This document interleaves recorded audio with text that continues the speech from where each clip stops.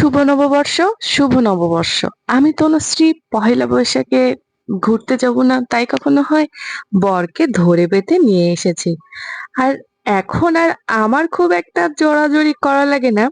আমার ছেলেই আছে না, আমার ছেলেই বরকে ধরে নিয়ে এসেছে।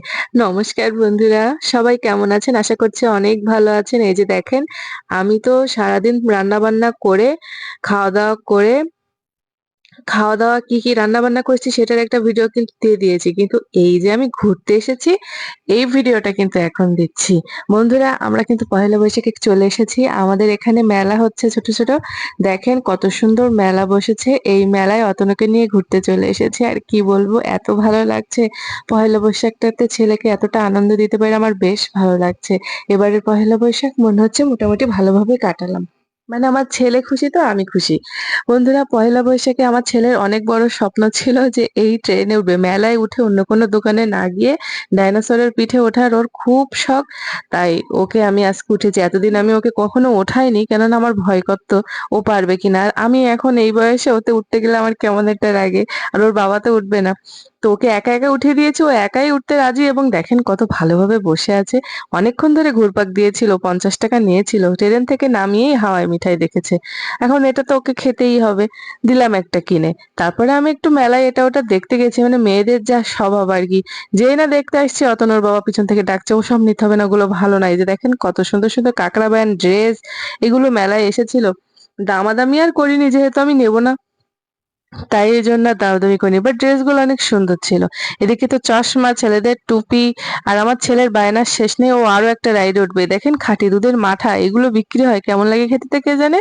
এই যে একটা রাইড এতে ওঠার জন্য আমার ছেলের কান্নাকাটি। আর এখানে কি সুন্দর, সুন্দর নেল পলিশ দেখে আমার খুব নিতে ইচ্ছা করছিল। কিন্তু আমি কিছুই নেইনি বন্ধুরা, শুধু দেখেছি। কেন নেইনি তাও আমি জানি না। আমি যেন ভালো লাগতেছিল না। বাট অনেক আনন্দ লাগতেছিল। কিন্তু এই যে জিনিসটা আমি খুব দেখছি ইদানিং, প্রায় ভিডিওতে মানুষ এই মেলায় গেলে এটা করছে, তো গাল দিয়ে ধোঁয়া বেরোয়। তো অতনুর বাবা এটা আমাকে কিনে দিয়েছিল। আমি খেতেই পারছিলাম না। গাল দিয়ে আমার ধোঁয়া বেরোচ্ছিল। আমি তো হাসতে, হাসতে শেষ। আমি নাকি ভালো খেতে পারিনি। অতনুর বাবা বলছে, "তুমি খেতে পারোনি, আমার কাছে দাও, দেখো আমি কি করে খাই।"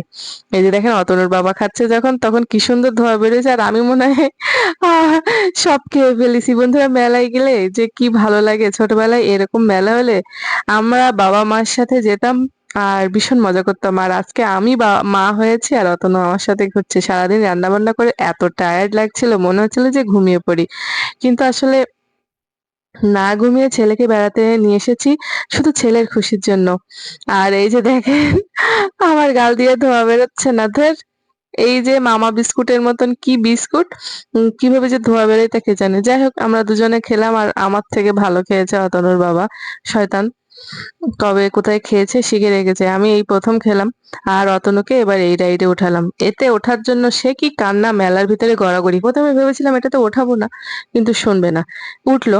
উঠে আর এক বিপদে ফেলাইছে দেখেন।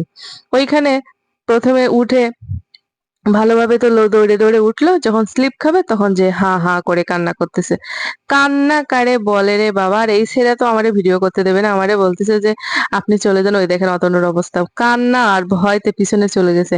এখন ওই ছেলেরে আমি বকা দিছি যে আমারে ভিডিও করতে দেবে না। তখন আমি বলছি, "আমার ছেলে কাঁদতেছে আর তোমার এসেছো নিয়ম দেখাইতে?" পরে ও উঠে যেয়ে ছেলেরে সাহস জোগায় দিছে আর পরে আমারে আবার ভিডিও করতেও দিছে। কিন্তু ছেলেটা অনেক ভালো। ওকে শুধু, শুধু বকা দিয়েছিলাম। কত কষ্টের মধ্যে না থাকলে পড়াশোনা বাদ দিয়ে বাবার সাথে এখানে এসেছে এইসব কাজ করতে।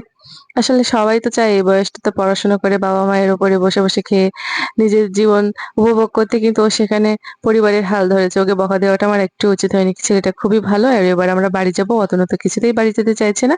এই যে মেলার এখানে সবাই সেলফি তুলতেছিল তো আমরাও একটু তুললাম। এখানে সব ছেলেরা এসে ওই বেটা আমার পাশে দাঁড়িয়ে সেলফি তুলতেছে। আর অতনুর বাবা আমাদের একটু ভিডিও করে দিল। এবার আমরা বাড়ি যাচ্ছি। টাটা।